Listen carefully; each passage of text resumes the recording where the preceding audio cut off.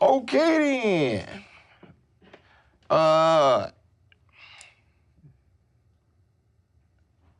Action. What is it? Let him go! Let him go! Let him fucking go! I'm gonna fucking shoot you! Tell that bitch be cool. You're Be so cool, dead. honey. Say bitch, be cool. Say Chill out, bitch, honey. be cool. Be cool, baby. Let him Be go. cool. Now tell her everything's okay. Everything's gonna be all right, honey. Promise her. I promise, baby. Now tell her to chill. Just chill, baby. You're gonna be cool. What's her name? Yolanda. Yolanda, we cool, right? You ain't gonna do anything stupid now, are Don't we? you hurt him. Ain't nobody gonna hurt nobody, okay? We're gonna be like 3 Fonzies up in here. You know what Fonzie's like, right? Come on, Yolanda, do you know what Fonzie's like? He's cool. Correct the fucking mundo. We gonna be cool. Now, Ringo, I'm gonna count to 3. And I want you to let go of this gun and lay your palms flat on this table. But when you do it cool. You ready? 1, 2, 3. Now let him go! Yolanda, I thought you said you were gonna be cool. Because when you yell at me, it makes me nervous. When I'm nervous, I get scared. And when motherfuckers get scared, that's when motherfuckers accidentally get shot. Just know you hurt him, you die. That seems to be the situation now, doesn't it? And I don't want that, you don't want that, and Ringo here don't want that. So here's the situation. Normally your asses would be dead like fucking fried chicken.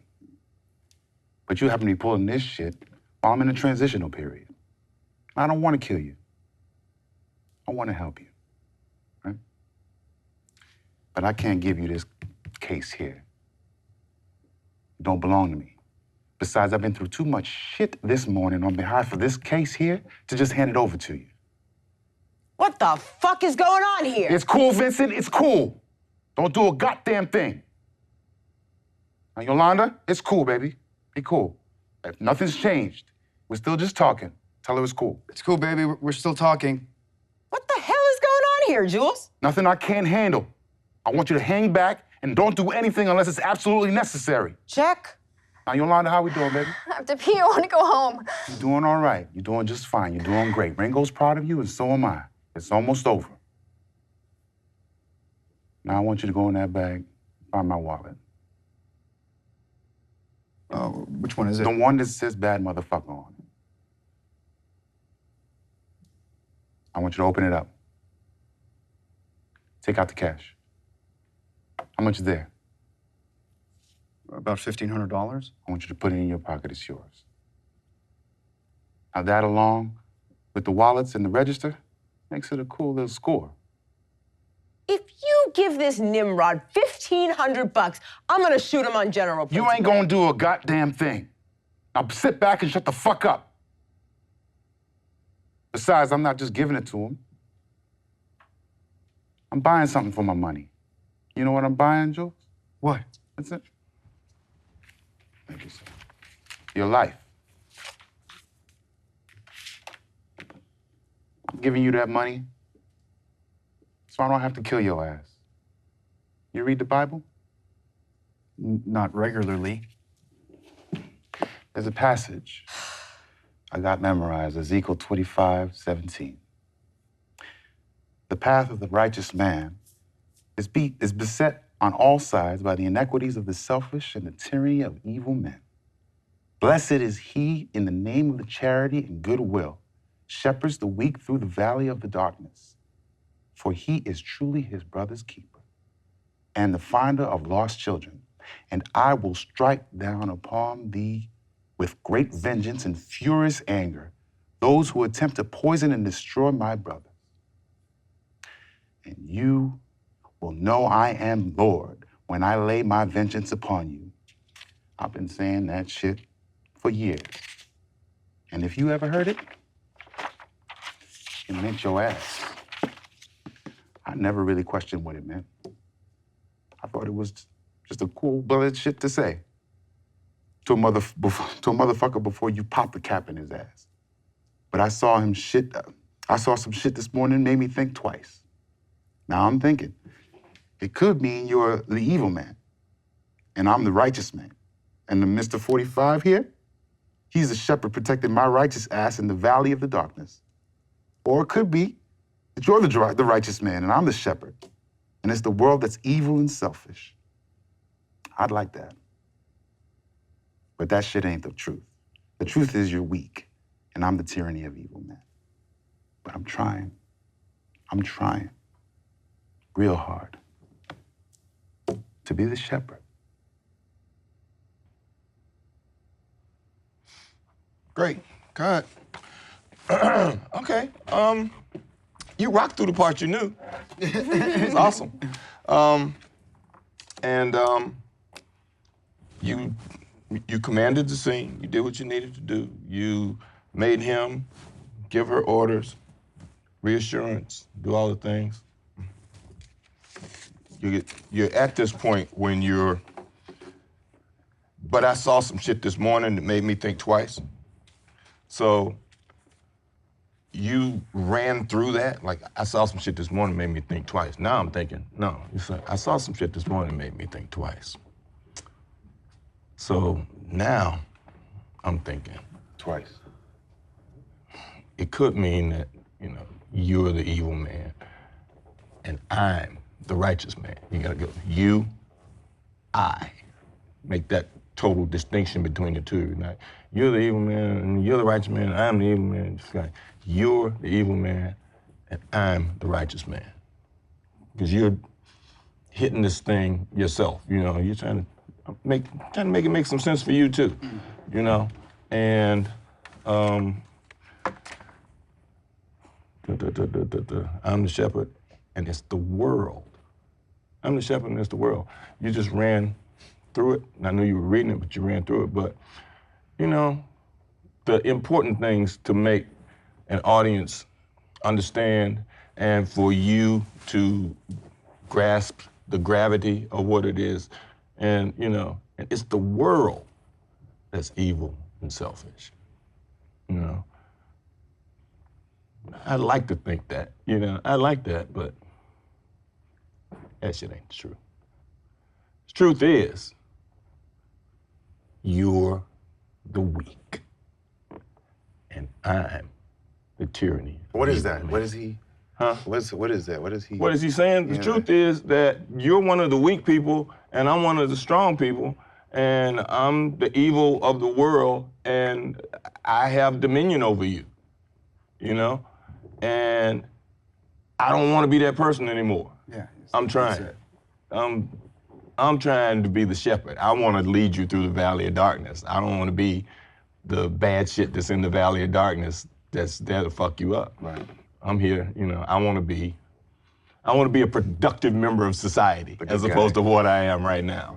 That's essentially what that speech is. I mean, almost like he's in the wrong place at the wrong time because he's had this epiphany in the morning. And now he's sitting in this diner and this shit went down. I mean, it's almost like he's in the right place at the right time because it's a test. It puts it into contents of. Well, it's his first test. Yeah.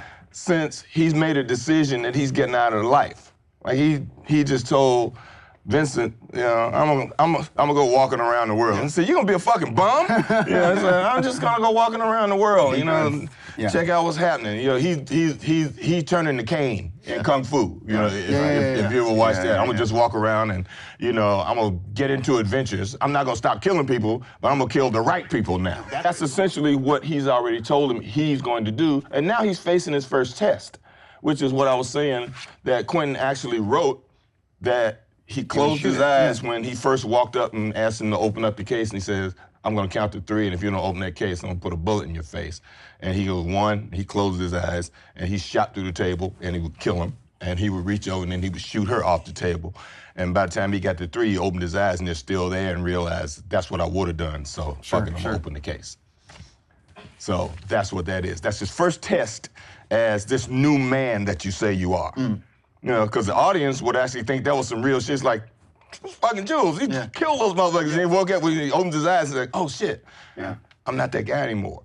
And that's why he tells him the passage to say, I'm not that guy anymore. I'm trying not to be that guy that I used to be. I'm trying not to be this vicious, killer, whatever. But those are things that if you had time to study and learn and deal with the situation, that you would come to, hopefully. All good actors don't come to the same conclusions. People come to different conclusions. But when you're at home preparing, those are the kind of things that you have options to think about before you get there, or before you get to a room, or if you were going to do this piece as an audition piece, that speech, you would have time to have thought about those things and what each little piece of this means. You break down what all these sentences mean in terms of relating to each other and what he's trying to convey to the person he's speaking to and to the audience who's sitting there watching it.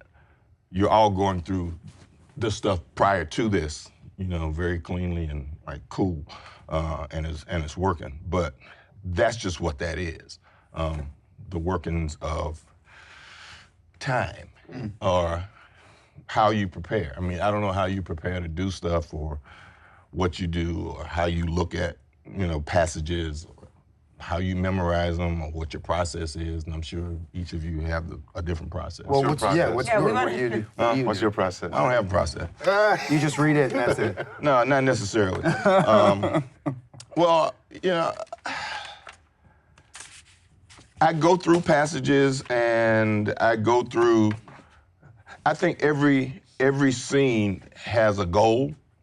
So what are we trying to accomplish in this particular scene when we're in the diner? So I realized that my goal was to convince Vincent that I'm getting out of the life. And I'm not gonna just randomly kill people for money anymore. I'm walking away from this whole thing. And this is the proof. This passage and what happens in this particular moment is the proof of that. Because, like I said, what he would have done, you saw in his mind. It's a shame it's not in the movie. Right. But what he would have done is there. But I had that information because I'd read the prior script. Right. So I told you that before we did it, so you would have that information so that if you wanted to see that image and decide, okay, I'm not that guy anymore, and when you open your eyes, boom, they're still there. This is what happens, you know. I'm gonna stop you from robbing these people, but I'm not gonna kill you. I'm gonna do you a favor today. I'm gonna give you my money, I'm gonna give you all these people's money, and I'm gonna let you walk out of this place alive. So now when you say that you think about the goal of the scene, you think about the goal of the scene for your character and for the other characters, do you also think about the goal of the scene in the context of the play or the movie? Yeah, okay. Well, that's essentially what I mean. Yeah, okay. The goal of this why is scene this scene in terms here? of the story. Okay. What am I doing in this scene for the story? Mm-hmm. Am I moving the story along to a certain place? Am I moving the story to a logical conclusion? Okay. This is a conclusion of what's happening in this particular scene. Yeah. Now, the problem with Pulp Fiction is that there's a bunch of different stories going on. Yeah. So this is the conclusion of the Jules and Vincent adventure in this story. And I actually think the whole movie is about redemption. You know, things happen, people get a second chance to do whatever. I mean, Butch gets a second chance, Vincent gets a second chance, Uma. Uma's character, yeah. Even Honey Bunny and Pumpkin get a second They chance. totally get a second Yeah. chance. Marcellus. gets a second chance. Yeah, so yeah, the whole movie's about redemption. So this is just this redemption story and how it works, but it also explains what Jules is going to do, how he has profoundly made a decision to be this new person that he claims that he's been claiming he's going to be since they left the killing room in that car when he said, "I'm done." You know, and John's not buying it. You know, the whole, you know, Deus Ex Machina, you know, God came down, stopped the bullets and all that shit. But it's a continuation of that. So when you get to this, you have to go from whoever this cold-blooded person is, because it's still a chance that he would kill him while he's sitting there until he says, "I'm not gonna kill you."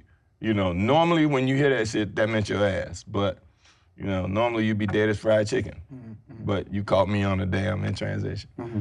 And what's that mean? Yeah. Well, I'm in transition because I think this, I think that, you know. Because I never thought about why that particular Bible verse was in my head or why I said it all the time. And it's leading me to this. When you went over that passage, there was a large quality of like intimacy like almost like nobody was in the room except for Me and you him. two. Yeah. So you feel like that has to be there in the delivery of that passage? That's the way I did it because when you heard it the first time, I was in that room and I'm standing in a pulpit and I'm, the path of the righteous man is, and I will strike down upon thee and boom. Yeah. So the next time you hear it, it's kind of like the audience is like, oh shit, oh man. And it sounds, it's not just quiet, but it's also menacing. You know, the menace of what that passage was is still there for him. So that when he says, I had a change of heart today. I saw some shit today, made me think about this shit. That's bigger too, because in the beginning it's big. It's it huge. shows the before and the after. Yeah, right. That's deep. Yeah, so you got to Yeah. bring a contrast of what it is. Right. So that by the time the payoff comes, the payoff is, you know, the shock is I didn't kill him. Right. Right. You know, and the payoff is what it actually means to him. It's like, oh shit, he changed. But he did realize, you know, I'd like to think that I'm this nice cat, but you know, I'm not. I'm not. I'm fucked up. But I'm trying. I'm trying. That's why I'm letting you motherfuckers leave. You know? So go ahead and go. So you kind of got to find a way to make yourself ready to be in and of all of that. But I digress. So let's do this again.